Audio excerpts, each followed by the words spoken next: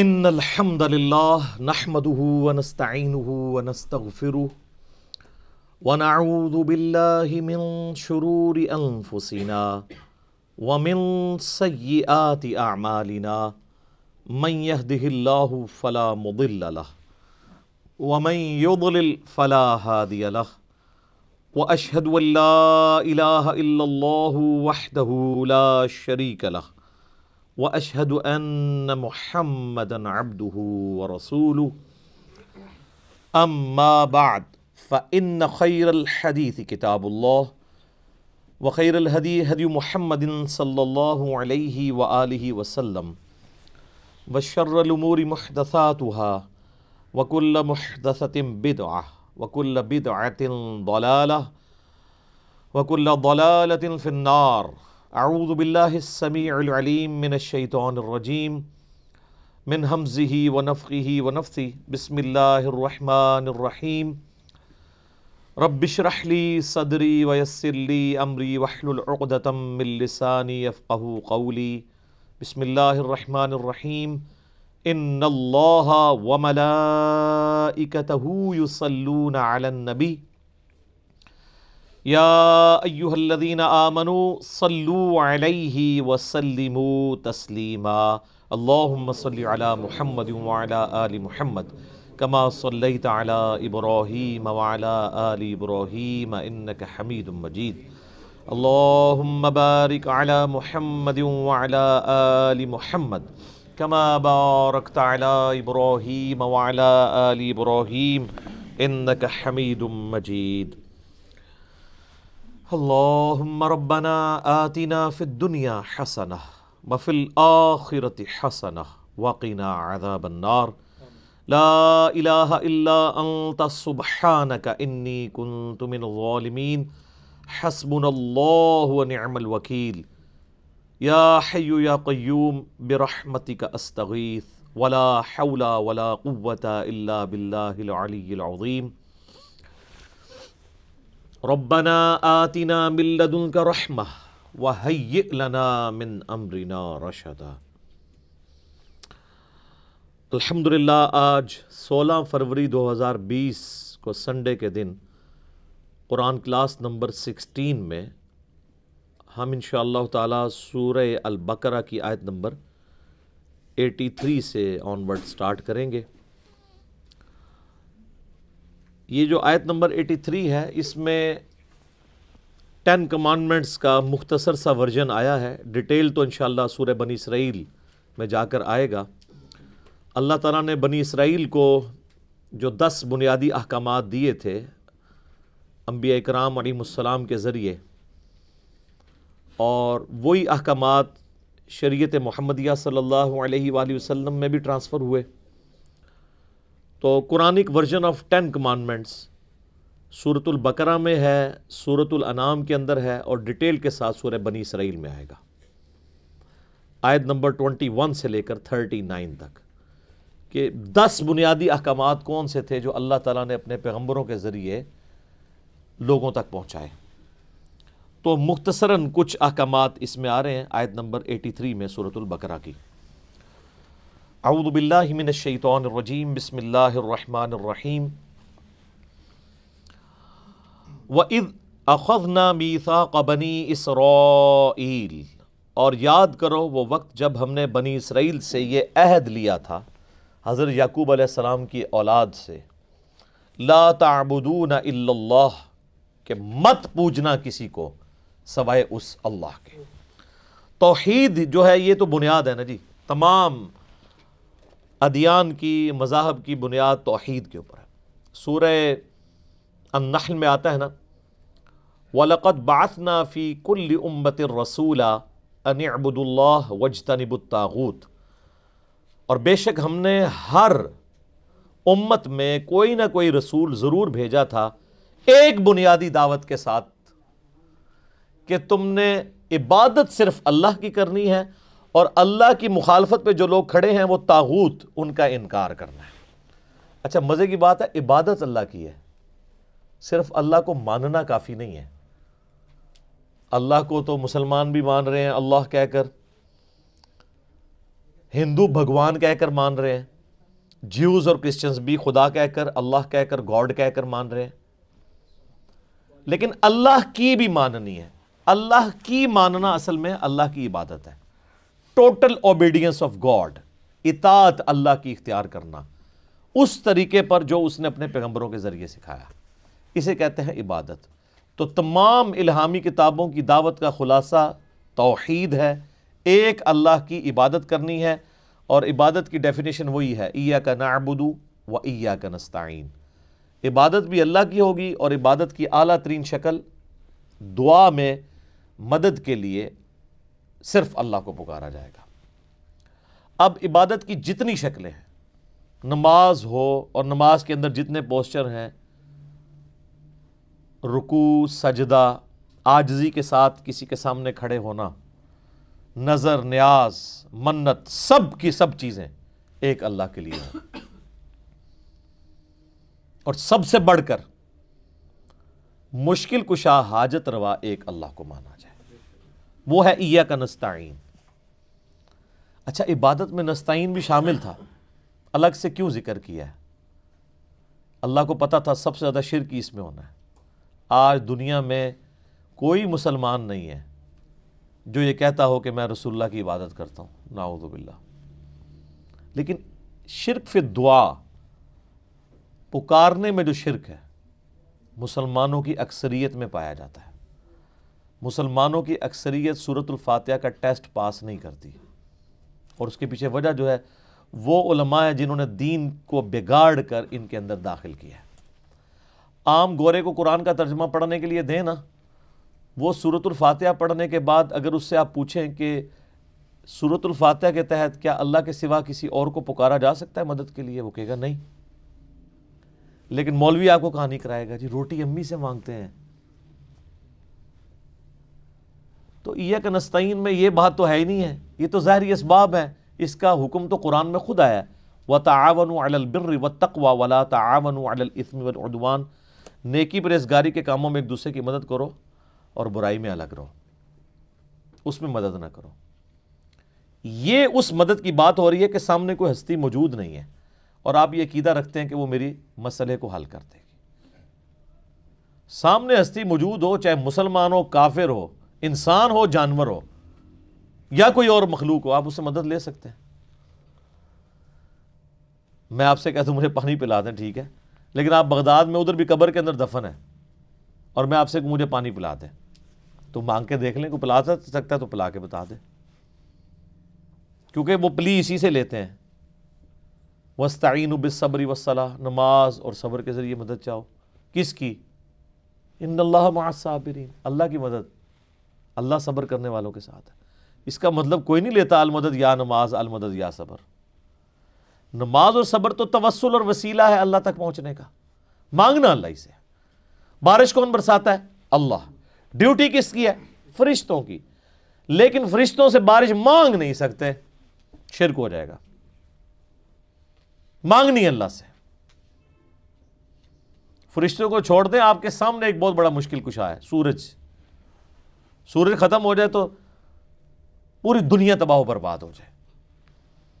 سورج کی وجہ سے ہی تو سبزہ اگتا ہے، سورج کی وجہ سے موسم تبدیل ہوتے ہیں، سورج کی وجہ سے ہی پانی کا واٹر سائیکل چل رہا ہے۔ نہ سورج ہو تو نہ سمندروں کا پانی ایویپوریٹ ہو کے گلیشیئرز کی فارم میں سٹور ہو یا بارش کی شکل میں ہمارے پاس آئے، یہ سب کچھ ختم ہو جائے تو کسی کے وہم میں بھی یہ چیز بات آتی ہے کہ وہ کہے کہ المدد یا سورج میری مدد فرمائیے۔ جن بزرگوں کو لوگ پکار رہے ہیں نا، ان کا مشکل کشا بھی سورج ہے ظاہری اسباب میں، تو پھر بابوں کو بھی پکار دیا کرنا ہے۔ تو ہم تو ریکویسٹ ہی کر سکتے ہیں کیا کہ مرنے سے پہلے اے مسلمان کر لے اس پہ غور، کتابوں کا خدا اور ہے، بابوں کا خدا اور۔ جس خدا کا تعارف کتابیں کرواتی ہیں وہ اور خدا ہے، اور جس کا تعارف بابیں کرواتے ہیں وہ اور خدا ہے۔ وہ کوالٹیز اللہ کی نہیں ہے، وہ ان کا کوئی تصور ہے جس کو انہوں نے خدا کا نام دے دیا ہے۔ اللہ کا تصور وہ ہوگا جو پیغمبروں کے ذریعے ہوگا، اس کی کتابوں کے ذریعے ہوگا۔ تو ہم نے بنی اسرائیل سے عہد لیا تھا مت پوجنا کسی کو سوائے اللہ کے، وبالوالدین احسانا، اور والدین کے ساتھ احسان کرنا۔ قرآن حکیم میں 4 مقامات ایسے ہیں جہاں پر توحید کے فوراً بعد والدین کے ساتھ حسن سلوک کا ذکر ہے، ان میں سے یہ پہلا مقام ہے۔ اس کے بعد سورۃ الانعام میں، پھر سورہ بنی اسرائیل میں 10 کمانڈمنٹس آئیں گی، اور پھر سورہ لقمان میں، وہاں پہ بھی ماں باپ کے ساتھ حسن سلوک کا ذکر ہے۔ حقوق اللہ میں جس طرح توحید اور توحید فی الدعا، توحید فی العبادہ امپورٹنٹ ہیں، حقوق العباد میں پہلا حق ماں باپ کا ہے، اور اس کا ذروہ سنام، ایپیکس اور چوٹی سورہ بنی اسرائیل میں آئے گی۔ وہاں تو یہاں تک آیا کہ ماں باپ کو اف بھی مت کہنا، اور اگر دونوں یا دونوں میں سے ایک بڑھاپے کی حالت میں تمہیں ملے تو ان کے سامنے اپنے عاجزی کے ساتھ کندھے جھکا کر رکھنا، ان کو اف تک مت کہنا، اور ان کے لیے دعا کرنا کہ اے اللہ ان پہ بھی رحم فرما، جس طرح بچپن میں انہوں نے مجھ پہ رحم کر کے مجھے پالا تھا۔ تو والدین کو چونکہ اللہ تعالیٰ نے دنیا میں آنے کا ذریعہ بنایا انسان کا، اور وہ کتنی مشقت کر کے پال پوس کے بڑا کرتے ہیں، ظاہری اسباب میں سب سے بڑا ذریعہ والدین کو بنایا، لہٰذا ان کا حق بھی سب سے زیادہ ہے۔ اور اس کے بعد وذی القربیٰ، اور قریبی رشتہ داروں کے ساتھ بھی احسان کرنا، والیتامیٰ، اور یتیموں کے ساتھ، والمساکین، اور مساکین کے ساتھ، مسکین لوگ، غریب لوگ جن کے لیے 2 وقت کی روٹی ایشو ہے، اگر آپ ان کے لیے صدقہ اور خیرات کر سکتے ہیں تو وہ ضرور کریں۔ وَقُولُوا لِلنَّاسِ حُسْنًا، اور لوگوں سے اچھی بات کرنا۔ اچھا، بعض لوگ اس کا ترجمہ یوں کر دیتے ہیں کہ لوگوں سے حسن اخلاق سے پیش آنا، وہ بھی درست ہے۔ حسن اخلاق سے پیش آنا یہی ہے کہ اس سے اچھی بات کرنا، یہ نہیں ہے کہ مسکراتے ہوئے اسے گناہ کی دعوت دینا۔ لوگ یہ سمجھ رہے ہوتے ہیں کہ بڑی ایکٹنگ کر کے بولنا یہ حسن اخلاق ہے۔ حسن اخلاق یہ ہے کہ اخلاقیات کیا ہیں، ہم کن چیزوں کو غیر اخلاقی کہتے ہیں؟ جو انبیاء کی تعلیمات کے مخالف ہوتی ہیں، جو انبیاء اکرام علیہ السلام نے چیزیں تعلیم فرمائی ہیں، وہ اعلیٰ درجے کی اخلاقیات ہیں۔ یعنی کسی کو نماز کی طرف بلانا، یہ اخلاقیات ہے۔ کسی کو کہنا جھوٹ مت بولو، یہ اخلاقیات ہے۔ کسی کو کہنا کہ کاروبار میں ڈنڈی مت مارو، یہ اخلاقیات ہے۔ کسی کو کہنا کہ تم اپنے ماں باپ کے ساتھ حسن سلوک کرو، اپنے بہنوں اور بھائیوں کا حق وراثت میں مت دباؤ، یہ اخلاقیات ہے۔ حرام خوری مت کرو، یہ اخلاقیات ہے۔ اچھا، ہمارے معاشرے میں اخلاقیات یہ ہے کہ کوئی جو بھی الٹا کام کر رہا ہو اس کے ساتھ مسکرا کے بات کرے کہ لگا رہا جیسے لگا ہے، یہ اخلاقیات نہیں ہے۔ یہ انڈیا پاکستان بنگلہ دیش کی اخلاقیات ہیں۔ پھر میں کیوں نہ کہوں کہ مرنے سے پہلے اے مسلمان کر لے اس پہ غور، کتابوں کا خدا اور ہے، بابوں کا خدا اور۔ یہ سیکھنا ہوگا، یہ قیامت ہے اس کے اندر مضمر۔ اللہ کا وہ تعارف مانا جائے گا جو اس نے خود کروایا ہے اپنے انبیاء کے ذریعے، کتابوں کے ذریعے۔ وَأَقِيمُوا الصَّلَاةَ، اور نماز کو قائم کرنا، وَآتُوا الزَّكَاةَ، اور زکوٰۃ ادا کرتے رہنا۔ آپ دیکھ لیں کہ توحید کے فوراً بعد حقوق العباد کا ذکر آیا ہے، اور اس کے بعد نماز کا ذکر آیا ہے، اس امپورٹنس کو بتانے کے لیے کہ نمازوں کا خدا اور نہیں ہے، نمازوں کا خدا بھی وہی ہے جو ماں باپ کا خدا ہے۔ اسی خدا نے ماں باپ کے ساتھ حسن سلوک کا کہا ہے جس نے نماز پڑھنے کا کہا ہے، لیکن پرائورٹی اس لیے کی کہ بعض اوقات دین پہ چلنے والے لوگوں سے حقوق العباد کے معاملے میں سستی ہو جاتی ہے، تو اسی چیز کو ہائی لائٹ کیا، اور یہ سٹائل آپ کو قرآن حکیم میں بارہا آئے گا کہ اللہ تعالیٰ نے توحید کے فوراً بعد حقوق العباد کا ذکر کیا اور اس کے بعد عبادات کا ذکر کیا۔ کیونکہ جو لوگ پریکٹسنگ مسلمان ہوتے ہیں نا، تو شیطان ان پہ پہلا حملہ یہ کرتا ہے کہ وہ اپنے گیٹ اپ میں تو اسلام نافذ کر لیتے ہیں، نماز بھی پڑھنا شروع کر دیتے ہیں، لیکن اپنے معاملات میں انتہائی برے ہوتے ہیں۔ اور اس کا گلہ آپ اکثر لوگوں سے سنتے ہوں گے، وہ دیکھے جی انہیں داڑھی رکھی ہے، داڑھی رکھ کے پہ کیا کرتا ہے، ویکھو انہوں۔ پھر داڑھی والے بھی کہہ رہے ہوتے ہیں جی داڑھی کا اس میں کیا قصور ہے؟ داڑھی کا قصور نہیں سر، آپ کا قصور ہے۔ لوگ یہ ایکسپیکٹ کر رہے ہیں کہ ایک بندہ پریکٹسنگ مسلمان ہے تو اسے الٹی حرکتیں نہیں کرنی چاہیے۔ کیوں؟ اس داڑھی کے اگینسٹ آپ عزت بھی تو عام بندے سے زیادہ اویل کر رہے ہیں. جب آپ عزت ڈبل اویل کر رہے ہیں تو سر جب پھر آپ کی پکڑ کی باری آئے گی نا, پھر آپ پہ پکڑ بھی ڈبل ہوگی. یہ تو نہیں ہے پریویلیجز ہی لینی ہے آپ نے, انہی کو کیش کروانا ہے. اس لیے دیکھیں کہ امہات المومنین کے بارے میں سورۃ الاحزاب میں آیا کہ نبی کی بیوی ہو, تم عام عورتوں کی طرح نہیں ہو, اگر تم نے کوئی بے حیائی کا کام کیا تمہیں دوگنا عذاب ہوگا, اور اگر تم اللہ اور اس کے رسول کی تابع فرمان رہی تو تمہارے لیے اجر بھی ڈبل ہے. تو یہ اللہ تعالیٰ نے دیکھیں موٹی موٹی کون سی باتیں گنوائی. نمبر 1 توحید, نمبر 2 والدین کے ساتھ اس نے سلوک, نمبر 3 قریبی رشتہ داروں کے ساتھ, نمبر 4 یتیموں کے ساتھ, نمبر 5 مساکین کے ساتھ, نمبر 6 لوگوں کے ساتھ حسن اخلاق سے پیش آنا ہے, ان کو اچھی بات کا حکم دینا ہے, اور نمبر 7 نماز قائم کرنی ہے, نمبر 8 زکوٰۃ دینی ہے. یہاں پہ اتنی ڈیٹیل نہیں آئی ہے, چند موٹی موٹی باتیں ہیں, آگے چل کے یہ مزید آنا شروع ہو جائیں گی. جب آتی جائیں گی میں انشاءاللہ آپ کو بتاتا جاؤں گا. ویسے الگ سے 10 کمانڈمنٹس کے اوپر میرا مسئلہ نمبر 77 ریکارڈ ہے, آپ یوٹیوب پہ جا کے لکھیں تو وہ آپ کے سامنے لیکچر کھل جائے گا. تو اللہ تعالیٰ فرماتا ہے یہ ساری چیزیں ہم نے حکم دی تھی بنی اسرائیل کو, ثم تولیتم, لیکن تم ایسے ناہنجار نکلے کہ تم نے روگردانی کر دی. اس کے بعد اللہ نے عہد بھی لیا اپنے پیغمبروں کے ذریعے کہ ان چیزوں کا خیال رکھنا ہے, لیکن تم نے منہ پھیر لیا. الا قلیلا منکم, سوائے قلیل لوگوں کے کہ وہ تو اپنے اس عہد پر قائم رہے, اکثریت جو ہے وہ گمراہی کے راستے پہ چلی. اور سر اس امت کا بھی یہی حال ہے. یہاں پہ کتنے لوگ ہیں جو کمٹمنٹ کے ساتھ چلے ہیں. صحابہ کرام علیہم رضوان اور اہل بیت علیہم السلام کے بعد آہستہ آہستہ آپ دیکھیں کس طرح گراف مسلمانوں کا نیچے آیا ہے. وَأَنْتُمْ مُعْرِضُونَ, اور تم ہے ہی روگردانی کرنے والے. بنی اسرائیل کو اللہ تعالیٰ فرما رہا ہے کہ تمہاری روگردانی کی جو روش ہے یہ کوئی یعنی ایک آدھ واقعہ نہیں ہے, ہر معاملے میں تم نے روگردانی کی ہے. اور اب وہ چند چیزیں اللہ تعالیٰ پھر دوبارہ سے گنوا رہا ہے جو پہلے ڈسکس ہو چکی ہیں, جس کو کہتے ہیں نا بریف ہسٹری, 1-2 آیات کے اندر پوری کی پوری کور کر رہا ہے. وَإِذْ أَخَذْنَا مِيثَاقَكُمْ لا تسفکون دماءکم, اور یاد کرو جب ہم نے تم سے یہ عہد بھی لیا تھا کہ تم نے اپنے لوگوں کا خون نہیں بہانا, کسی کو ناحق قتل نہیں کرنا. ولا تخرجون انفسکم, اور نہ گھروں سے ایک دوسرے کو نکالنا ہے, من دیارکم, اپنے گھروں سے. ثم اقررتم, اس کے بعد تم نے اقرار کیا. وانتم تشہدون, جبکہ تم اس پر گواہ بھی تھے کہ اللہ نے یہ عہد لیا کہ یہ اصل میں 12 قبیلے تھے نا, تو جب فلسطین فتح ہوا تو انہوں نے چھوٹی چھوٹی 12 ریاستیں بنا لی, ہر قبیلے نے ایک ریاست بنائی. لیکن پھر آپس میں وہ لڑتے تھے, آپس میں جب لڑتے تھے ایک دوسرے کو قتل کرتے تھے, تو ان میں سے کچھ وہی مسلمان بنی اسرائیل میں سے اپنی جان بچا کے غیر مسلموں کے پاس پناہ لیتے تھے, رومنز کے پاس, وہاں پناہ لیتے تھے, وہ ان کو اپنا غلام بنا لیتے تھے. تو یہ اس طرح چین تھی. تو اللہ فرماتا ہے ہم نے تو تمہیں منع کیا تھا کہ یہ حرکتیں نہیں کرنی, قتل نہیں کرنا, کسی کو اس کے گھر سے نکلنے پر مجبور نہیں کرنا.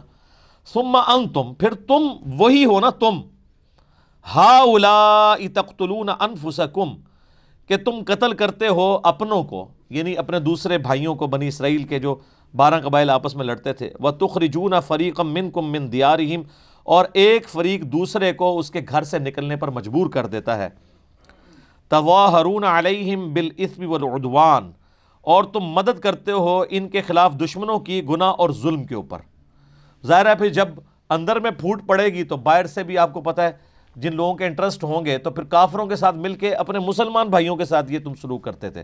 ظاہر ہے بنی اسرائیل تو اس وقت مسلمان ہی تھے نا, سابقہ امت مسلمہ ہے.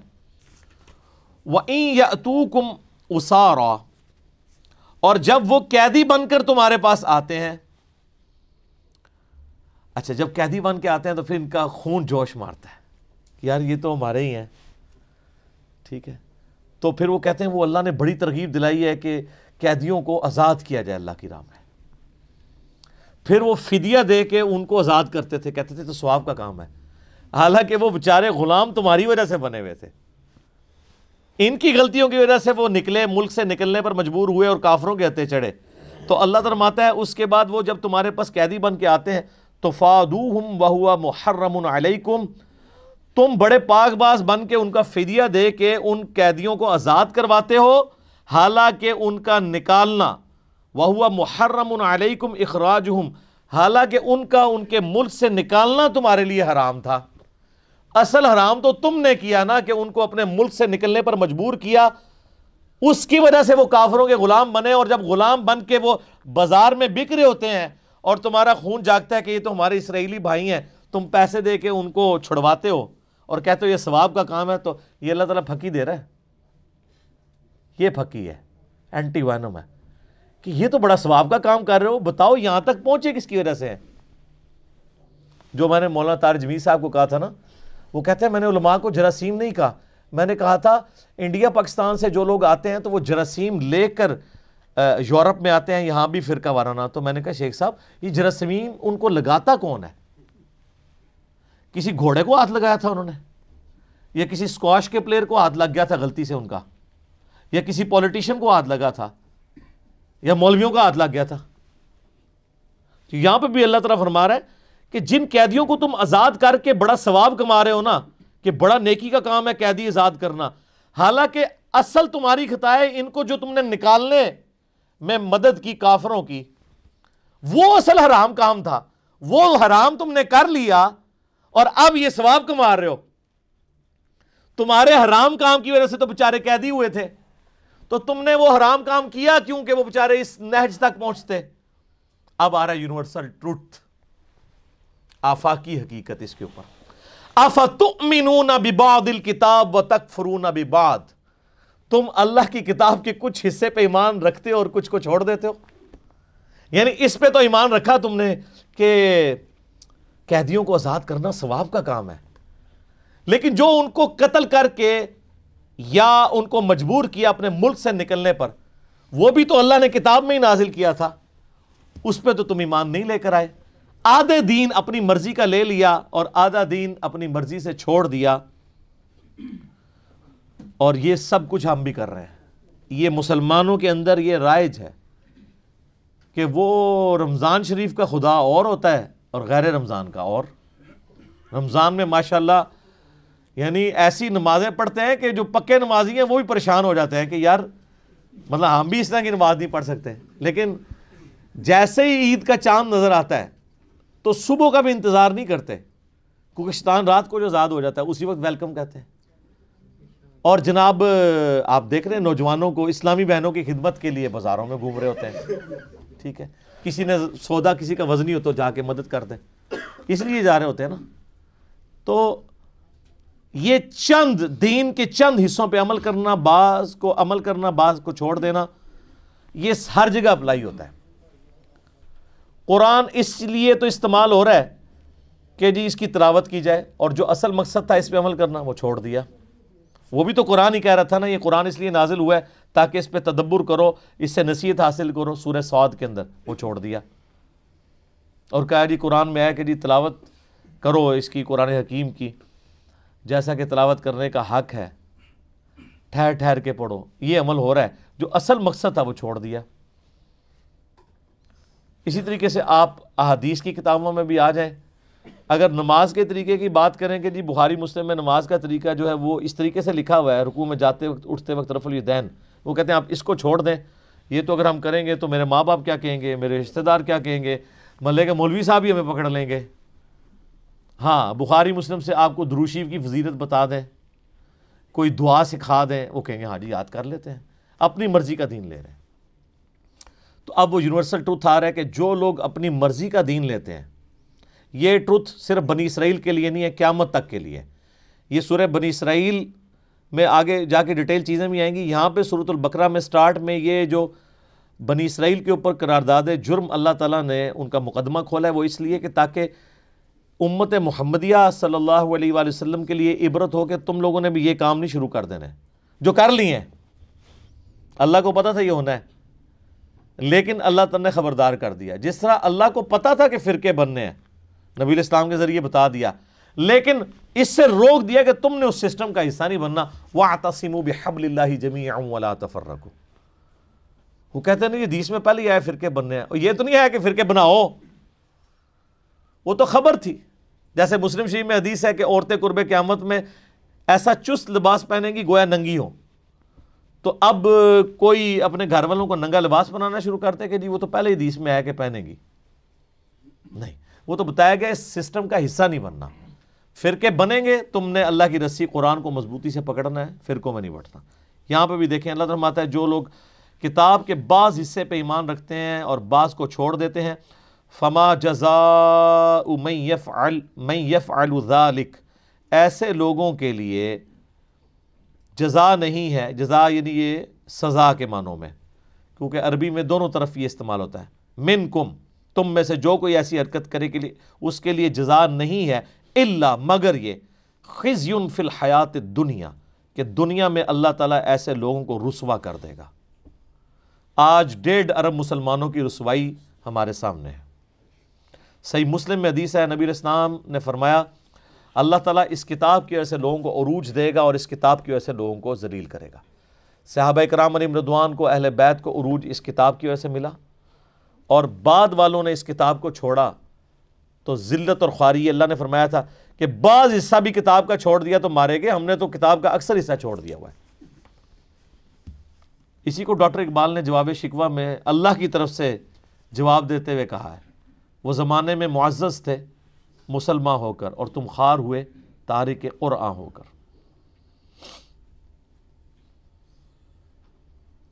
وَيَوْمَ الْقِيَامَةِ يُرَدُّونَ إِلَىٰ أَشَدِّ الْعَذَابِ, اور قیامت والے دن شدید عذاب میں جھونکا جائے گا. یعنی دنیت میں تو رسوائی ہونی ہے, آخرت کا بھی جو ادھار باقی ہے نا وہ تو بہت ہی شدید ہے. دنیا میں تو یعنی زیادہ سے زیادہ کوئی کتنا جی لے گا رسوائی کے لیے, 60 70 80 سال, لیکن آخرت کا جو عذاب ہے وہ تو بہت شدید بھی ہے, لمبا بھی ہے, وہ ابھی باقی ہے. وَمَا اللَّهُ بِغَافِلٍ عَمَّا تَعْمَلُونَ, اور اللہ تعالیٰ غافل نہیں ہے جو کچھ کام تم کر رہے ہو, جو کرتوت تم کر رہے ہو, اللہ کے سب نظر میں ہے. ایک ایک چیز اس نے نوٹ کی ہوئی ہے. اللہ فرشتوں کا محتاج نہیں ہے, اس کے اپنے علم میں, اور فرشتے تو ریاکار کی عبادت بھی لکھ لیتے ہیں. الٹیمیٹ فیصلہ تو اللہ کرتا ہے کہ یار اس نے تو دکھلاوے کے لیے کیا تھا. فرشتے نے 1 کروڑ نیکی لکھی ہے, اللہ کہتا ہے 0 سے ملٹیپلائی. کوئی دل کا حال تو نہیں کوئی جان سکتا, یہ تو اللہ کی خوبی ہے. یا اللہ کسی کو مطلع کر دے اپنے پیغمبروں میں سے, فرشتوں میں سے, جس کے لیے چاہے. اولئک الذین اشتروا الحیات الدنیا بالآخرہ, یہ وہ لوگ ہیں جنہوں نے دنیا کی زندگی حاصل کر لی ہے آخرت کے بدلے میں. آخرت بیچ دی, دنیا خرید لی. حالانکہ سمجھدار وہ ہے جو دنیا بیچ کے آخرت لے, جو سورہ توبہ میں ہے کہ اللہ تعالیٰ نے مومنین کی جانیں اور مال جنت کے بدلے میں خرید لی ہیں.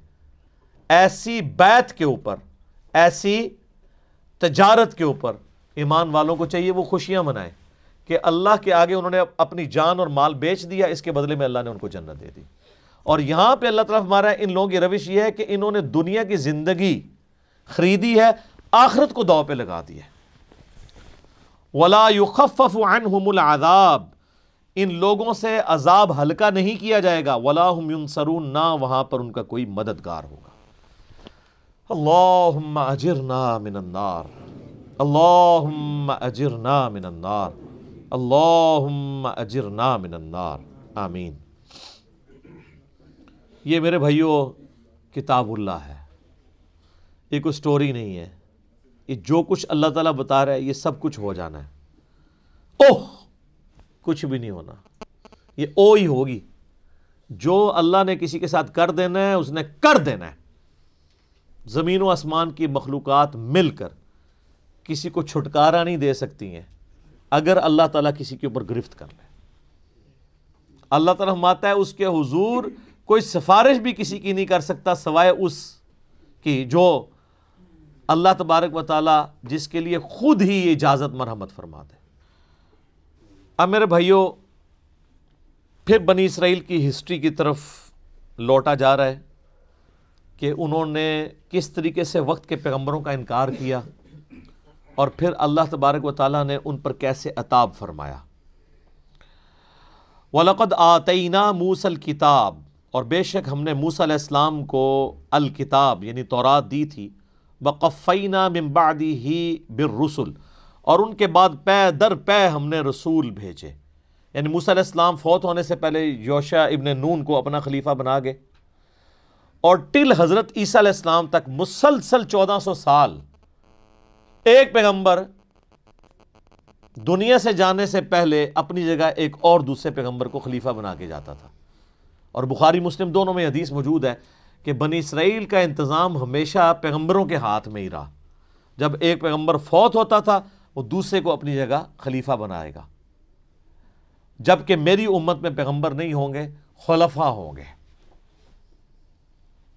تو یہاں پہ اسی کی طرف اشارہ ہے کہ موسیٰ علیہ السلام اور ان کے بعد پے در پے رسول آئے، اور الٹیمیٹلی اللہ تعالیٰ کی قدرت کا بہت بڑا نمونہ، اللہ تعالیٰ کی قدرت کا شاہکار سیدنا عیسیٰ ابن مریم علیہ السلام وہ تشریف لے کے آئے جو بنی اسرائیل کے آخری پیغمبر تھے، بنی اسرائیل کے، اور اسی کا ذکر آیا وَآتَيْنَا عِيسَى ابْنَ مَرْيَمَ الْبَيِّنَاتِ، اور ہم نے عیسیٰ ابن مریم کو تو بہت بڑے بڑے معجزات دیے تھے، وَأَيَّدْنَاهُ بِرُوحِ الْقُدُسِ، اور روح قدس کے ذریعے ان کی مدد کی تھی۔ یعنی بنی اسرائیل میں حضرت عیسیٰ علیہ السلام کے لیول کا اور کوئی پروفٹ نہیں تھا معجزات کے اعتبار سے۔ جبرائیل علیہ السلام کے ذریعے اللہ نے مدد کی، سورہ آل عمران میں، سورۃ المائدہ میں اور سورہ مریم کے اندر 3 سورتوں میں ان کے معجزات کا ذکر ہے کہ وہ مٹی کی مورت بنا کر اس میں پھونک مارتے تھے، اللہ کے اذن سے وہ پرندہ بن جاتی تھی، مردے کو اللہ کے اذن سے زندہ کر لیتے تھے، اور وہ ان کے پیغمبر ہونے کی گواہی دیتا تھا، پھر وہ مر جاتا تھا۔ یہ نہیں ہے کہ زمین پہ چلنا پھرنا شروع کر دیتا تھا، نہیں، وہ تو سورہ یاسین میں اللہ تعالیٰ نے واضح فرما دیا ہے کہ جو مر چکے ہیں نا وہ دنیا میں نہیں واپس اب آنے کے۔ سورۃ الواقعہ میں بھی ذکر موجود ہے۔ تو اس کے علاوہ وہ مادر ذات کوڑی اور اندھوں کو اللہ کے اذن سے شفا دیتے تھے، یعنی جن کے ڈھیلے بھی نہیں آنکھوں کے ہوتے تھے نا، وہ مٹی رکھ کے تو ہاتھ پھیرتے تھے تو آنکھیں آ جاتی تھی۔ سر آنکھیں ہوں بھی، بنائی چلی جائے تو اس طرح آنکھیں واپس نہیں آتی ہیں، اتنے بڑے بڑے معجزات ان کو دیے، لیکن بنی اسرائیل نے ان کو نہیں مانا، حالانکہ خود یہودی النسل تھے حضرت عیسیٰ علیہ السلام، یہودی تھے، بنی اسرائیل سے تھے، نہیں مانا۔ یہ اصل میں اللہ تعالیٰ مسلمانوں کو بتانا چاہ رہا ہے کہ اگر یہود و نصارہ تمہارے پیغمبر کی دعوت کو قبول نہیں کر رہے ہیں تو ان کا ایٹیچیوڈ اہل کتاب کا پہلے بھی رہا ہے، انہوں نے اپنے پیغمبروں کو کون سا مان لیا تھا، اور اس کی ریزن کیا تھی وہ آ رہی ہے۔ أَفَكُلَّمَا جَاءَكُمْ رَسُولٌ بِمَا لَا تَهْوَىٰ أَنفُسُكُمُ اسْتَكْبَرْتُمْ، جب کبھی بھی کوئی پیغمبر تمہارے پاس آیا ایسا حکم لے کر جو تمہارے نفس کو پسند نہیں تھا، تم اکڑ گئے۔ حضرت عیسیٰ علیہ السلام یہی تو کرتے تھے، یعنی یہودی عادت ہو چکی تھی ان کو حرام کھانے کی، اپنی مرضی کے فتوے لکھتے تھے پیسے لے کر۔ تو حضرت عیسیٰ علیہ السلام نے آ کر یروشلم میں جو ہیکل سلیمانی تھا، ٹیمپل آف سلیمان، اس کے اندر یعنی وہ جب اپنی مجالس بنا کے بیٹھے ہوتے تھے، حضرت عیسیٰ علیہ السلام وہاں پہنچ جاتے تھے اور وہاں پہ کھڑے ہو کے واز کرتے تھے کہ تم لوگ یہ حرام خوریاں چھوڑ دو، تم کتاب کے ماننے والے ہو، اور کتاب میں تو یہ سود حرام لکھا ہے اور تم سودی کاروبار کر رہے ہو، ہر طرح کی چیز وہ ہائی لائٹ کرتے تھے۔ تو سر یہ مولوی آپ کہتے ہیں آج نہیں سنتا، مولوی تو اس ٹائم نہیں سنتا، پیغمبر دی گل نہیں سی سنتا۔ تو انہوں نے حضرت عیسیٰ علیہ السلام کی قتل کی سازش کی، تو اللہ تعالیٰ نے پھر ان کا زندہ آسمانوں پہ اٹھا لیا، وقت کے پیغمبر کا انکار کر دیا بابوں کے پیچھے، کیونکہ حضرت عیسیٰ علیہ السلام کی تو بمشکل 25 سال عمر تھی۔ اب جہاں 70-80 سال کے بڑے بڑے حضرات بیٹھے ہوں، داڑھیوں والے، بزرگان دین، علماء کرام، یادگار اسلاف، وہاں ایک کالی داڑھی والا نوجوان لڑکا، اس کی بات کس نے سننی ہے؟ وہ پیغمبر ہی کیوں نہ ہو، تب بھی نہیں سننی۔ یہ ہمارے نبی کے ساتھ اللہ کی غیبی تائید تھی، ادروائز کوانٹیٹیولی اتنی بڑی کامیابی کبھی کسی پیغمبر کو نہیں ملی جو ہمارے نبی علیہ السلام کو ملی ہے۔ صلوات بر محمد و آل محمد، اللہم صلی علی محمد و علی آل محمد۔ تو اللہ تعالیٰ ماتا ہے تم جب بھی کوئی بات کوئی پیغمبر لے کے آیا تم نے اکڑ کی اور تمہارے نفس کو پسند نہیں تھی، فَفَرِيقًا كَذَّبْتُمْ وَفَرِيقًا تَقْتُلُونَ، تو تم نے بعض انبیاء کو تو جھٹلا دیا اور بعض کو تم نے قتل کر دیا۔ حضرت زکریا علیہ السلام کو قتل کیا انہوں نے، حضرت یحییٰ علیہ السلام کو قتل کیا، کتنے پیغمبروں کو انہوں نے صرف اس لیے قتل کر دیا کہ وہ ان کی غلطیاں ہائی لائٹ کرتے تھے۔ حضرت عیسیٰ نے بھی قتل ہو جانا تھا، حضرت عیسیٰ علیہ السلام کو تو اللہ تعالیٰ نے بچایا نا۔ اللہ تبارک و تعالیٰ اگر نہ بچاتا تو حضرت عیسیٰ علیہ السلام کے ساتھ وہی ہونا تھا جو حضرت زکریا کے ساتھ ہوا اور حضرت یحییٰ علیہ السلام کے ساتھ ہوا۔ اچھا اب آپ یہ دیکھیں یہ دونوں پیغمبر ایک وقت کے اندر ہیں، حضرت یحییٰ علیہ السلام اور حضرت عیسیٰ علیہ السلام۔ حضرت یحییٰ علیہ السلام نے عیسیٰ علیہ السلام کے پیغمبر ہونے کی تصدیق کی ہے، تو حضرت عیسیٰ چونکہ اللہ تعالیٰ کے رسول تھے، وہ صرف نبی نہیں تھے رسول بھی تھے، تو رسول کے بارے میں تو اللہ تعالیٰ کا قاعدہ ہے کہ اللہ تعالیٰ میں کتب اللہ لأغلبن انا ورسلی، اللہ نے یہ بات طے کر لی ہے کہ میں اور میرے رسول غالب رہیں گے۔ چونکہ رسولوں کو اللہ تبارک و تعالیٰ نے غلبہ دینا ہوتا ہے، لہٰذا رسول کبھی قتل نہیں ہوتا، اس کے مخالفین ہی تباہ و برباد ہوتے ہیں۔ موسیٰ علیہ السلام کے مخالفین اس لیے تباہ و برباد ہوئے کیونکہ وہ رسول تھے۔ ہمارے نبی علیہ السلام کے مخالفین کو اللہ تعالیٰ نے غزوہ بدر، احد، خندق میں اسی لیے ذلیل و خوار کیا کہ وہ رسول تھے، اللہ نے غلبہ کروایا۔ حضرت عیسیٰ علیہ السلام بھی رسول تھے، لیکن آپ کے کیس میں یہ ہوا کہ آپ کے مخالفین کو اللہ تبارک و تعالیٰ نے آپ پر حاوی نہیں ہونے دیا، لیکن غلبہ بھی آپ کا نہیں ہوا۔ اللہ نے زندہ آسمانوں پہ اٹھا لیا۔ اب قرب قیامت میں جب وہ اتریں گے تو پھر اللہ تعالیٰ کی طرف سے فائنل عذاب استیصال بنی اسرائیل کے اوپر آئے گا، انہی کے ہاتھوں اللہ تعالیٰ بنی اسرائیل کو، یہودیوں کو قتل کروائے گا۔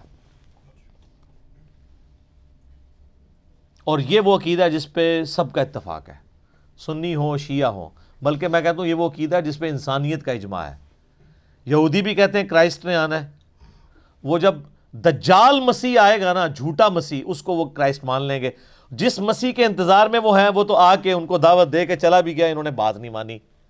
کرسچنز کا بھی عقیدہ ہے کہ عیسیٰ ابن مریم دنیا میں آئیں گے، مسلمانوں کا بھی عقیدہ ہے کہ آئیں گے۔ آج بلکہ آج ہم تھوڑی ایک متھ توڑنے لگے ہیں، آج ہم عیسیٰ ابن مریم کی منقبت پڑھوائیں گے یہاں پہ۔ دیکھیں نا چینج ہے نا جی۔ ابھی تک تو آپ نے نبی علیہ السلام کی شان میں نعتیں سنی ہیں، یا بابوں کی شان میں، یا صحابہ کرام کی، اہل بیت کی شان میں، حالانکہ ہونا چاہیے کہ ان سے زیادہ حقدار ہیں انبیاء کرام کہ ان کی منقبتیں بیان ہو۔ تو آج ہم عیسیٰ ابن مریم کے بارے میں ہمارے شعیب بھائی نے تیار کی ہے منقبت، بڑی زبردست ہے، جس میں ان کے بارے میں جو مسلمانوں کا عقیدہ ہے اور وہ کیا کریں گے، وہ ساری چیزیں انہوں نے کور کی ہیں اس کے اندر انشاءاللہ تعالی۔ تو یہ کرامت ہے، آج حضرت عیسیٰ علیہ السلام کا ذکر بھی ہو رہا ہے، ٹھیک ہے، ذکر خیر ہو رہا ہے الحمدللہ۔ وَقَالُوا قُلُوبُنَا غُلْفٌ، اور یہودی کہتے ہیں ہمارے دلوں پر تو غلاف چڑھے ہوئے ہیں۔ یہ مضمون بار بار آئے گا سورۃ المائدہ میں، سورہ نساء میں۔ مسلمانوں کو بھی کہتے تھے کہ آپ جتنا مرضی قرآن پڑھ لو ہم پہ اثر نہیں کرے گا، ہم بڑے پکے ہیں اپنے عقیدے میں۔ یہاں بھی لوگ کہتے ہیں نا کہ اسی تے اپنا بابیاں دا عقیدہ نہیں چھڑنا، تسی جو مرضی کر لو، اسی پکے ہیں۔ اچھا یہ ہمیں کہہ رہے ہوتے ہیں قرآن اور حدیث پڑھنے کے اوپر، حالانکہ یہ دیکھنا چاہیے کہ اگر تم بابوں کے ساتھ پکے ہو تو بابے قرآن اور حدیث پہ ہوتے ہیں نا۔ حتیٰ کہ یہودیوں کے بارے میں آتا ہے وہ کانوں میں انگلیاں رکھ لیتے تھے اور کہتے تھے اے نبی تمہاری بات سے ہمارے کانوں میں سکل آتا ہے، ہمارے کان بہ رہے ہیں تمہاری بات سننے سے، ہم اپنے عقیدوں میں پکے ہیں۔ آج اگر مسلمان کا بھی یہی ایٹیچیوڈ ہو، سر ویڈیو ریکارڈڈ ہے باپا جانی کی، انہوں نے کہا میرے کان بہ رہے ہیں، آنکھیں اندھی ہیں، ہر اس بات کو سننے سے جو ہمارے بزرگوں کے خلاف ہو۔ سر حالانکہ یہ ایسا نہیں ہے، وہ بہرے نہیں ہے، وہ قرآن میں ہے صم بکم عمی فہم لا یرجعون۔ کس وجہ سے؟ ختم اللہ علی قلوبہم وعلی سمعہم وعلی ابصارہم، اللہ نے ان کو سیل کر دیا ہے، ان کی آنکھوں کو، کانوں کو، بہرے ہیں، گونگے ہیں، اندھے ہیں، ہدایت نہیں پائیں گے۔ تو یہ یہودی بھی یہی کہتے تھے کہ اے عیسیٰ جو تم نے کرنا ہے نا کر لو، ہمارے دل پہ غلاف ہے، اتنا مضبوط ہے ہمارا دل ہے، یعنی تو جو مرضی معقول بات بھی کر رہا ہے نا، ہم تب بھی اپنا عقیدہ نہیں چھوڑیں گے۔ یہاں بھی لوگ یہی کر رہے ہوتے ہیں نا کہ جی پوری بخاری گزار دو ہمارے اوپر سے، کوئی فرق نہیں پڑے گا، ٹھیک ہے۔ تو یہ کس کو دھوکہ دے رہے ہیں؟ اپنے آپ کو۔ یہاں پہ اللہ فرما رہا ہے، اللہ تعالیٰ پھر آپ کو پتہ ہے وہ تو پھر وہ کتابوں کا خدا تو اور ہے نا. جب انہوں نے کہا ہمارے دل پہ خلاف ہے, اللہ نے کہا بل لعنہم اللہ بکفرہم, یہ لعنت ہے تمہارے دل کے اوپر پڑی ہوئی تمہارے کفر کے سبب, انکار کرنے کے سبب. لعنتی ہو, یہ کہتے ہو کہ بات نہیں اثر کرتی, اصلی مار پئی ہے تو انہوں اللہ دی, لعنتی ہو چکے ہو. ویسے تو ہمیں بھی یہی کہنا چاہیے, جو کہتے ہیں نا پوری بخاری قرآن بھی پڑھ لو بے اثر نہیں ہونا, ہمیں بھی یہی کہنا چاہیے اللہ کی سنت پہ عمل کرتے ہوئے کہ لعنت پڑ گئی تمہارے اوپر. لیکن ہم بڑی سافٹ سی لینگویج میں کہتے ہیں کیا, کہ مرنے سے پہلے ہے مسلمان کر لے اس پہ غور, کتابوں کا خدا اور ہے, بابوں کا خدا اور اللہ تعالیٰ فرما رہا ہے کہ یہ کہتے ہیں نا ہم پہ کوئی بات اثر نہیں کرتی, تو یہ لعنت کی وجہ سے ہوا ہے. ہونا تو چاہیے کہ تم پہ معقول بات کا اثر ہو, تو تمہیں تو پریشان ہو جانا چاہیے کہ تم پوائنٹ آف نو ریٹرن پہ, یہ یعنی تھرڈ سٹیج کا کینسر تمہیں ہو چکا ہے روحانی. یہ تو تم اپنی خود برائی بیان کر رہے ہو, یہ اچھائی تو نہیں ہے. فَقَلِيلًا مَا يُؤْمِنُونَ, بہت کم لوگ ہیں جو ایمان رکھتے ہوں گے. وَلَمَّا جَاءَهُمْ كِتَابٌ مِّنْ عِندِ اللَّهِ, اور جب آ گئی ہماری یہ کتاب اللہ کی طرف سے, یعنی اب قرآن کا اللہ ذکر کر رہا ہے. ہسٹری بتاتا ہے کہ یہ بنی اسرائیل وہ ناہنجار ہیں, انہوں نے اپنے یہودی پیغمبر عیسیٰ ابن مریم علیہ السلام کا انکار کر دیا تھا, تو ہمارے اس پیغمبر کو جو بنو اسماعیل میں سے ان کو کیسے ماننا ہے. اب جب یہ کتاب ان کے پاس آئی ہے مصدق لما معہم, اس حال میں آئی ہے کہ جو کتابیں وہ خود مانتے ہیں نا, ان کتابوں کو یہ کتاب تصدیق کرنے والی ہے. یہ نہیں ہے کہ یہ آ کہہ رہی ہے کہ تسی سارے غلط ہو. چلو پھر تھوڑی کنفرنٹریشن آ جاتی ہے کہ یار یہ کتاب کہہ رہی ہے تورات بھی غلط, انجیل بھی غلط, تو بندے کو دشمنی آتی ہے. جب یہ کتاب کہہ رہی ہے کہ تورات انجیل بھی اللہ کی کتابیں ہیں, اب کیا دشمنی ہے؟ اور تصدیق میں کیا قیامت مضمر ہے. تصدیق اس اعتبار سے بھی ہے کہ یہ کتاب کہتی ہے کہ تورات اور انجیل اللہ کی کتابیں ہیں, اور تصدیق اس اعتبار سے بھی ہے کہ تورات اور انجیل نے کہا تھا کہ پیغمبر آخر الزمان آئیں گے, ان پر کتاب نازل ہوگی صلی اللہ علیہ وآلہ وسلم. تو تمہاری کتاب جھوٹی ہو جانی تھی اگر یہ کتاب نازل نہ ہوتی. کیوں؟ تورات اور انجیل کی پروفیسیز اگر پوری نہ ہو تو کتابیں جھوٹی ہو جائیں گی نا. تو قرآن کا آنا ان کتابوں کو سچا کر رہا ہے کہ ان میں جو لکھا تھا نا کہ آخری پیغمبر نے آنا ہے, تو قرآن نے آ کے ان کتابوں کی عزت میں اضافہ کر دیا ہے. یہ تصدیق کرنے والی ہے, ان کتابوں کو بھی درست کہہ رہی ہے, اور پریکٹیکلی فزیکلی زبان حال سے مصدق بن کے آئی ہے ان کتابوں کی. مصدق لما معہم وکانوا من قبل, اور جب اس سے پہلے ان یہودیوں کی حالت تھی یستفتحون علی الذین کفروا, یہ کافروں پر فتح مانگا کرتے تھے اللہ تعالیٰ سے. قرآن نازل ہونے سے پہلے تو اس قرآن کے اور اس پیغمبر کے یہ اتنے شہدائی تھے کہ جب کافروں سے ان کی جنگیں ہوتی تھی تو جنگوں میں جب ان کو شکست ہوتی تھی تو اس کتاب اور پیغمبر کے ذریعے سے اللہ کی طرف دعا مانگا کرتے تھے. کیا؟ کہ یا اللہ اس پیغمبر کو جلدی جلدی بھیج, اس کے ساتھ مل کر ہم پوری دنیا میں تیرا نام روشن کریں گے. ظاہر ان کی کتابوں میں تھا, آخری پیغمبر نے آ کے رومن اور پرشین امپائر گرانی ہے. هو الذی ارسل رسولہ بالہدی ودین الحق لیظہرہ علی الدین کلہ, تو موجود تھا. آج بھی آپ انجیل کھول کے دیکھیں, میں نے قرآن کے تعارف میں کئی آیات بتائی ہیں. گوسپل آف جان جو ہے, یوحنا کی انجیل جو 4 چیپٹر ہے نا, ان میں سے ایک یوحنا کی انجیل ہے, اس میں چیپٹر نمبر 15 سے 18 تک موجود ہے. عیسیٰ ابن مریم کہتے ہیں کہ مجھے تم سے بہت کچھ کہنا ہے لیکن ابھی تم متحمل نہیں ہو ان باتوں کے. وہ ہستی جب دنیا میں آئیں گی نا, وہ تمہیں وہ ساری باتیں سکھائیں گی. وہ اپنی خواہش سے کچھ نہیں کہیں گے, ان کے منہ میں اللہ اپنا کلام ڈالے گا. وما ينطق عن الهوى ان ہوا الا وحی یوحى, وہی بات قرآن میں آئی. اور وہ دنیا میں میرا نام روشن کریں گی. دنیا میں عیسیٰ ابن مریم کا نام کس نے روشن کیا ہے؟ نبی صلی اللہ علیہ وسلم نے. کس اعتبار سے؟ کہ یہودیوں نے جو ان پہ جھوٹے بلیم لگائے, ان کو معاذ اللہ دجال کہا, ان کی والدہ پہ تہمت لگائی, وہ بھی دور کی سورہ مریم کے ذریعے. اور عیسائیوں نے جو ان کے بارے میں ڈیوینٹی کلیم کی, تو اللہ تعالیٰ نے وہاں پہ بھی حضرت عیسیٰ کی صفائی پیش کی ہے. لقد کفر الذین قالوا ان اللہ هو المسیح ابن مریم, بے شک کافر تو اصل میں وہ لوگ ہیں جو کہہ رہے ہیں کہ عیسیٰ ابن مریم اللہ ہی نے عیسیٰ کا روپ دھار لیا ہے. وقال المسیح, جبکہ مسیح تو ایسا نہیں تھا. مسیح تو کہا کرتے تھے وقال المسیح یا بنی اسرائیل اعبدوا اللہ ربی و ربکم, اے بنی اسرائیل عبادت کرو اس رب کی جو میرا بھی رب ہے تمہارا بھی رب ہے. انہ من یشرک باللہ فقد حرم اللہ علیہ الجنہ ومأواہ النار وما للظالمین من انصار, بے شک جو کوئی اللہ کے ساتھ شرک کرے گا اللہ نے اس پہ جنت حرام کر دی ہے, اس کا ٹھکانہ دوزخ ہے, وہاں اس کا کوئی مددگار نہیں ہوگا. یار کیا شان ہے حضرت عیسیٰ کی. قرآن میں ہے وجیہن فی الدنیا والآخرہ، وجاہت والے ہیں اس دنیا میں بھی اور آخرت میں بھی. جس کے اوپر ایلیگیشن لگے اور اللہ اس سے الزام دور کر رہا ہو کہ مسیح ایسے نہیں تھے، وہ تو میرا ہی نام لیا کرتے تھے. اچھا یہ ایک رخ ہے، لیکن اللہ تو آپ کو بتایا بڑا ڈڈ ہے. اللہ کا ایک دوسرا رخ بھی ہے اسی ٹاپک کے اوپر، وہ سورۃ المائدہ کا آخری رکوع ہے. قیامت کے دن جو حضرت عیسیٰ اور اللہ کی ملاقات ہونی ہے، سر وہ بندہ کانپ اٹھتا ہے. وہ جب یہ چیپٹر آتا ہے نا، اس میں جب زندگی شروع ہوگی، وہ جو ناول کا میں نے تعارف کروایا تھا، اس میں انہوں نے اس کو فلمایا ہے، آڈیو ریکارڈنگ میں، ریٹن فارم میں. حضرت عیسیٰ ابن مریم، اللہ تعالیٰ فرمائے گا اے عیسیٰ کیا تو نے کہا تھا کہ تجھے اور تیری ماں کو میرے سوا معبود ٹھہرا لیا جائے؟ ہائے ہائے ہائے. حضرت عیسیٰ علیہ السلام کی اس وقت کیا حالت ہوگی؟ ہم کہ یا اللہ میری اتنی صفائیاں تو نے دی ہیں، تجھے نہیں پتا؟ سر یہ توحید کا معاملہ بہت سینسٹیو ہے، اتنا سینسٹیو ہے کہ اللہ تعالیٰ اس لیول پہ اترا ہے سورۃ المائدہ کی آیت نمبر 17 پہ کہ اگر اللہ ارادہ کرے عیسیٰ کو، اس کی ماں کو اور جتنے زمین میں ان کو موت دے دے تو اللہ کا کوئی کیا بگاڑ لے گا؟ تم کہتے ہو عیسیٰ مشکل کشا ہے، اللہ چاہے تو عیسیٰ کو مار دے، اس کی ماں کو مار دے، اور سارے بزرگ بابے جن کے بارے میں تمہارا عقیدہ ہے سب کو موت دے دے، اللہ کوئی نہیں کچھ بگاڑ سکتا. اور یہاں سورۃ المائدہ میں اللہ تبارک و تعالیٰ آخری رکوع میں، اس سے پہلے بھی بلکہ 72 نمبر آیت 75 نمبر آیت میں آتا ہے کہ عیسیٰ اس کی ماں کو مشکل کشا سمجھے ہوئے، وہ روٹی کھانے کے محتاج تھے، وہ نہ تمہارے نفع کے مالک تھے نہ نقصان کے. اللہ کہہ رہا ہے عیسیٰ اس کی ماں روٹی کھانے کے محتاج تھے. اگر ہم کہتے ہیں بابے محتاج ہیں تو ان کو وٹ چڑھ جاتا ہے. بابوں کی کیا اوقات ہے؟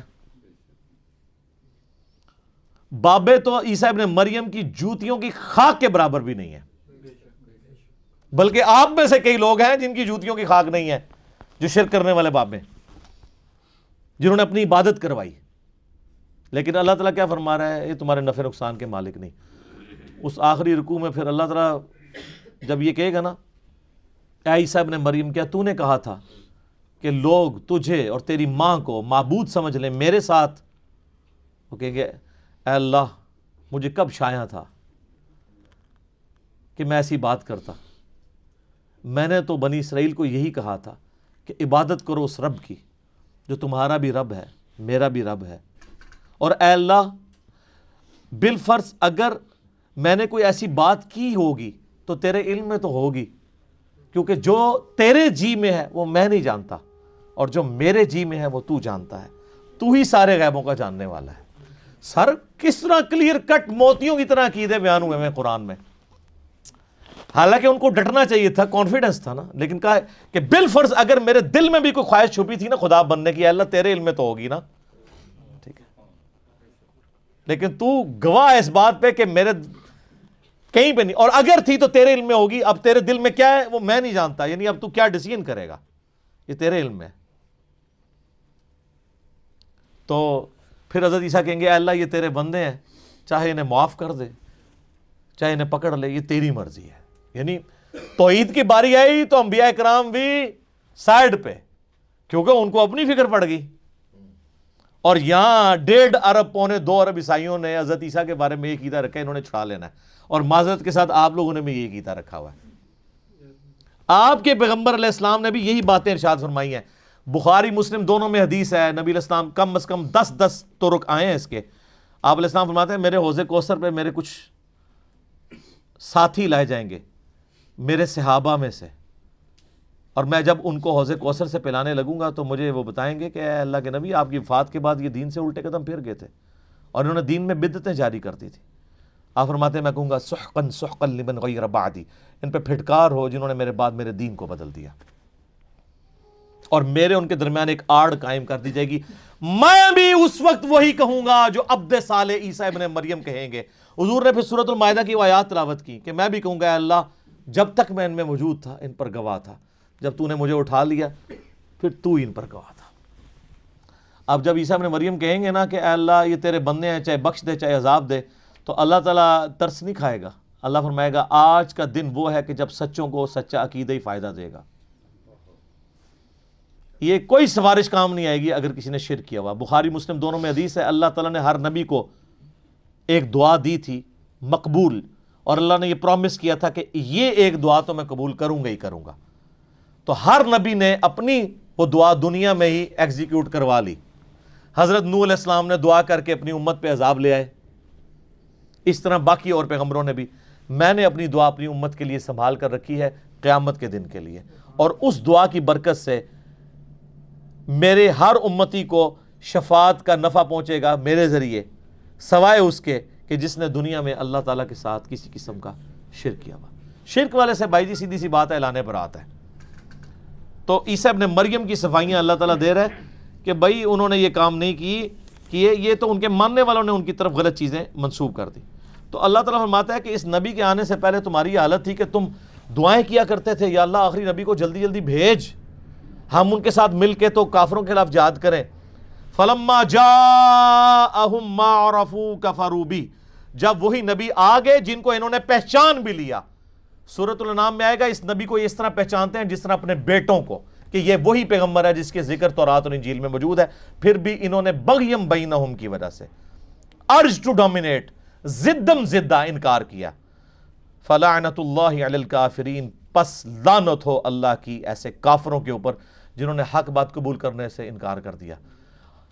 یہ وہ آیت ہے سورہ البقرہ کی 89 نمبر آیت جو اکثر ہمارے بریلوی بھائی پیش کرتے ہیں کہ قرآن میں آیا کہ یہودی بھی نبی کے وسیلے سے دعا کیا کرتے تھے، تو وسیلہ جائز ہوتا ہے. ایک گل ہی کچھ اور سی، ٹھیک ہے، وہ مستقل الحاقے میں موجود ہے کہ وہ یہ دعا کرتے تھے اللہ اس نبی کو جلدی جلدی بھیج تاکہ ہم اس کے ساتھ. تو وہ جو اللہ کہہ رہا ہے نا کہ پہلے تو تم اس نبی کے ذریعے سے جنگوں میں فتح مانگا کرتے تھے، مراد یہ کہ کہتے تھے کہ جنگ میں فتح ہوگی جب یہ میرے پیغمبر آئیں گے. اب جب آئے تو انکاری ہو گئے. وسیلہ اور توسل پہ میرا مسئلہ 43 دیکھ لیں، اس میں میں نے اس آیت کو کوٹ کیا تھا. اور آپ دیکھیں جو ہدایت یہود و نصارہ کے پاس ریٹن فارم میں تھی انہوں نے انکار کیا، ان کو فائدہ نہیں ہوا. اور جن کے لیے نہیں تھی انہوں نے یہودیوں سے سن کے قبول کر لیا، دنیا کے امام بن گئے. اوس اور خزرج، اوس اور خزرج جنگجو تھے عرب کے، مشرکین عرب کے قبائل. جب بھی یہودیوں سے لڑتے تھے، یہودی چونکہ دنیا دار، دنیا پرست، بزدل، ہمیشہ یہ جنگ میں مار کھاتے تھے. تو یہ کہتے تھے بچو جی اب تو مار رہے ہو نا، جب وہ آخری نبی آئیں گے نا ہم ان کے ساتھ مل کے پوری دنیا پہ غلبہ کر لیں گے. تو یہ اوس اور خزرج کے کان پک چکے تھے یہ بات سن سن کے، اور وہ ڈرتے تھے کہ یار ان کا مسیحا کب آئے گا وہ منجی اور ہادی بن کے، یعنی محمد رسول اللہ صلی اللہ علیہ وآلہ وسلم. جب وہ آئے تو یہ تو اپنے بابوں کے پیچھے لگ گئے علماء یہود کے. اوس اور خزرج نے یہودیوں سے پہلے ہی ان کا یار یہ وہی پیغمبر نہ ہو. حج پہ آئے ہوئے تھے، وہاں دیکھا حضور علیہ السلام خیموں میں دعوت دے رہے ہیں. انہوں نے کہا اس سے پہلے کہ یہودی ایمان لے کر ہیں تم ہی ایمان لے کے ان کو اپنا لیڈر بنا لو. اور سر پھر اللہ نے دنیا کے امام ان کو بنا دیا. اسی لیے ہم کہتے ہیں کہ یہ ضروری نہیں ہوتا کہ آپ محنت جس جگہ کر رہے ہیں وہیں پہ رزلٹ نکلے، رزلٹ کہیں اور نکل سکتا ہے. مودودی صاحب کی پوری محنت سب کانٹیننٹ میں ہے، رزلٹ نکل رہا ہے الجزائر کے اندر، مصر کے اندر، افریقہ کے اندر، وہاں ان کو ایز اے ٹیکسٹ بک. اور آج جو مسلمانوں کا سب سے پاپولر لیڈر ہے طیب اردگان، وہ کہتے ہیں میرا روحانی مرشد جو ہے مودودی ہے. تو سر رزلٹ کہیں اور نکلے گا، وہ اللہ کو پتہ رزلٹ کہاں نکالنا ہے، جو قبول کر لے گا. ورنہ چچا ہوگا ابو لہب ہوگا، اور بلال حبشہ سے آیا ہوا ہے جس کے بارے میں بخاری میں آتا ہے سیدنا بلال. سیدنا عمر کہتے تھے ابو بکر ہمارے سید ہیں جس نے ہمارے سید بلال کو آزاد کروایا، رضی اللہ عنہم اجمعین وعلیہم السلام اجمعین. تو جو محنت کرے گا میرے بھائی اس کو ہی رزلٹ ملے گا.